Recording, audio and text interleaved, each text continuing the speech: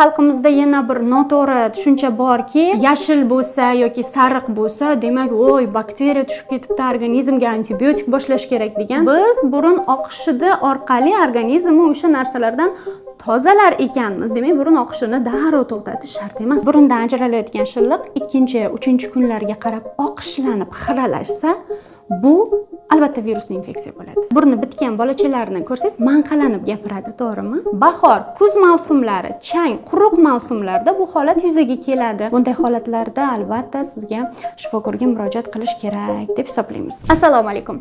Men Normayeva Guli G'ulomovna. Bugun sizlarga bolalarda burun oqishi, uning sabablari, oqibatlari va davolashlar haqida so'zlab bermoqchiman. O'zi burun bo'shlig'ining vazifalari nimalardan iborat? Shundan boshlaylik. Burun bo'shlig'i bizda nafas olishni boshlang'ich darvozasi hisoblanadi. Burun bo'shlig'i orqali havo kiradi va u yerda namlanadi, toksinlardan tozalanadi hamda nafas yo'liga o'tib ketadi. Undan tashqari hid bilish vazifasini bajaradi va rezonatorlik funksiyasi ham bor. Rezonatorlik funksiyasini ovoz hosil qilishda ishtirok etish deymiz. Mana burni bitgan bolachalarni ko'rsangiz, manqalanib gapiradi, to'g'rimi?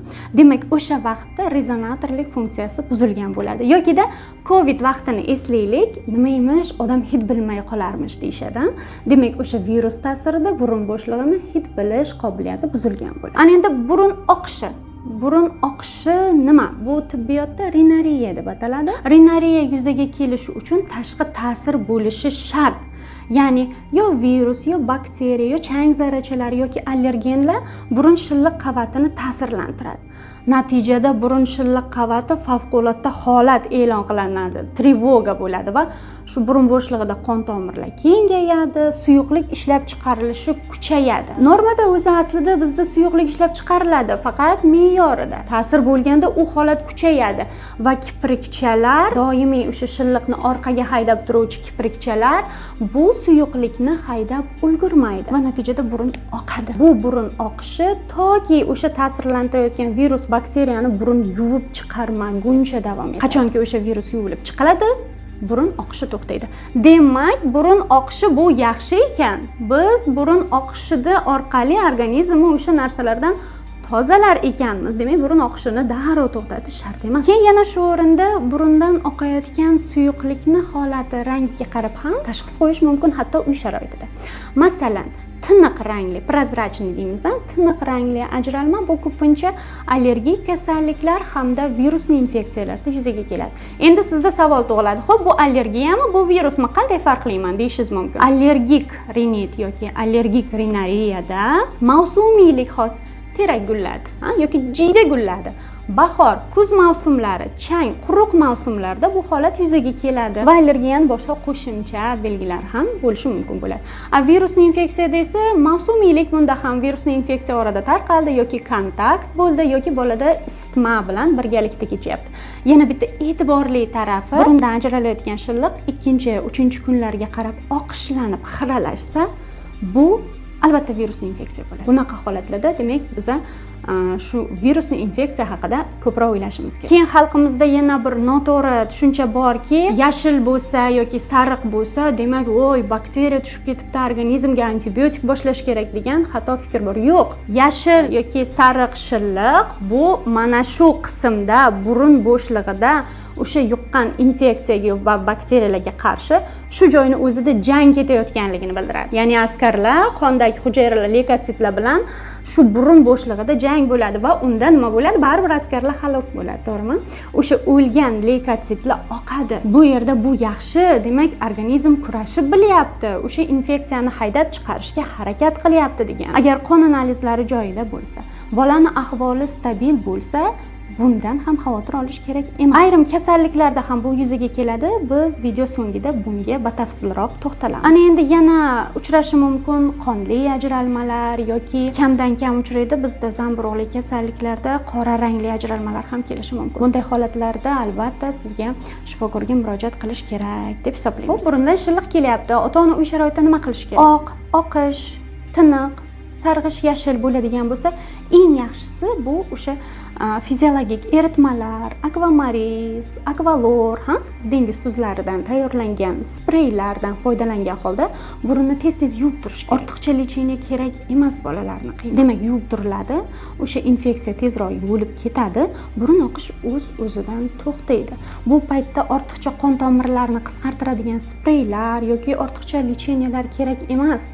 Bu qaytaga o'sha organizm himoya funksiyasini buzib qo'yadi. Biz vrachlarda antibakterial terapiyaga ruju qo'yish kuchaydi. Yashil kelyapti, bolada ahvol shunaqa og'ir. Yo'q, bunaqa vaqtda ham butun tanani, shu yerdagi 4 tagina bakteriyani deb, butun tanadagi bioflorani tavakkal qilib ichadigan antibakterial terapiyalardan foydalanmang. Uning o'rniga ingalyatsiya vositalari bor. Antiseptik vositalar bilan ingalyatsiya qilgan ma'qulroq. Masalan, dekasan deymiz. Agar yallig'lanish bilan birga kechadigan bo'lsa, neboflizon, nebotamol deymiz. Shular bilan ingalyatsiya qilganingiz ma'qul.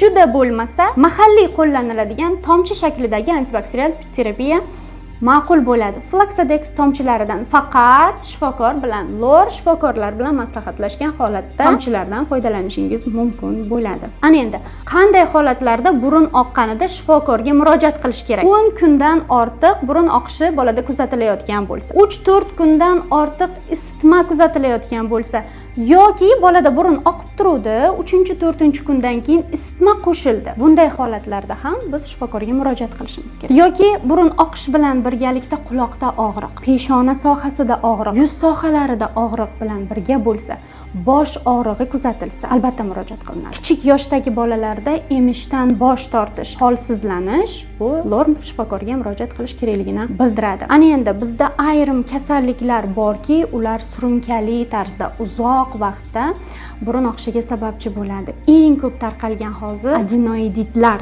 ya'ni adenoid vegetatsiyasi. Bunda adenoid o'simtasi xuddi gubkaga o'xshaydi. U tashqi muhitdan kirayotgan hamma virus, bakteriya, chang zarrachalar hammasini o'zida ushlab oladi. U ushlab turganidan keyin bu burun bechora u o'sha infeksiyalarni yuvib chiqarish uchun shilliq ishlab chiqaraveradi. Bu yoqdan u havodan changni o'zida ushlab qolaveradi. Va bunday bolachalarda uzoq vaqt burundan shilliq ajralishi kuzatiladi. Shu sababdan bunday bolalarda adenoidni davolamaguncha yoki operativ yo'l bilan olib tashlamaguncha burun oqishi kuzatilaverishi mumkin. Undan tashqari burun bo'shlig'idagi yod jismlar, burun deformatsiyasi, bu ham uzoq vaqt shilliq ajralishiga sabab bo'lishi mumkin. Og'ir holatlardan biri bu ko'proq yosh katta bolalarimizda bo'ladi, sinusitlar. Biz bilamizki, yuz sohasida Gaymer bo'shliqlari, frontal bo'shliqlar, etmoidal bo'shliqlar bor.